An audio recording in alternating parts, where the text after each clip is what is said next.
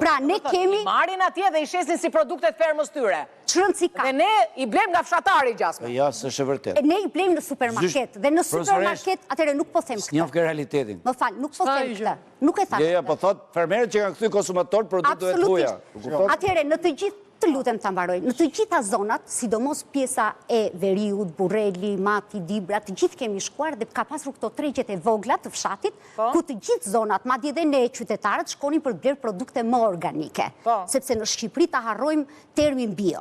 Pra, produkte organike. Dhe shkonim ndërsa tani mund të unë ju sfidoj të gjithëve të merr një kamera dhe të shkoni. Nuk ka më asnjë treg. Pse? Sepse nuk ka prodhime. Po ti ke skem mbështetje për prodhimet organike. Nuk ka fuqi. Po ku janë prodhimet tani? Ajo po ku janë prodhimet? Po ku i kemi kompania Agrokoni?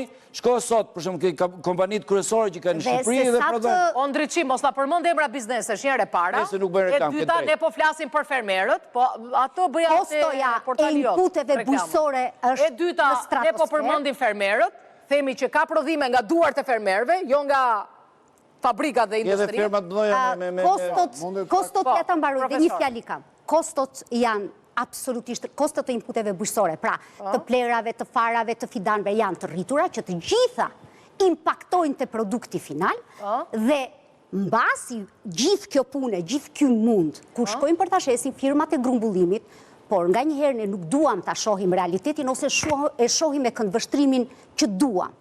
Sot grumbullusit ja marrin fermerit mallin pa e paguar dhe thot mbasi të shitet unë do ta paguaj dhe e vë çmimin. Asnjë fermer sot të lutem, asnjë fermer sot nuk jep më kështu se do marrë 10%. Biles të gjithë fermerët. Dhe politika, shiko ku është politika fiskale më e tmerrshme. Profesorë, është një... Se janë të interesuar ta marrin... Na ndjekin me mira vetë dhe po të them dhe jo tjetër. Po nuk e di pra, çdo fermer sot nuk t'jep asi kilogram, po s'mori faturën, sepse do marrë 10% e çmimit. Po them fjalin e fundit. Profesor, më ndiqë, sepse po them fjalin e fundit.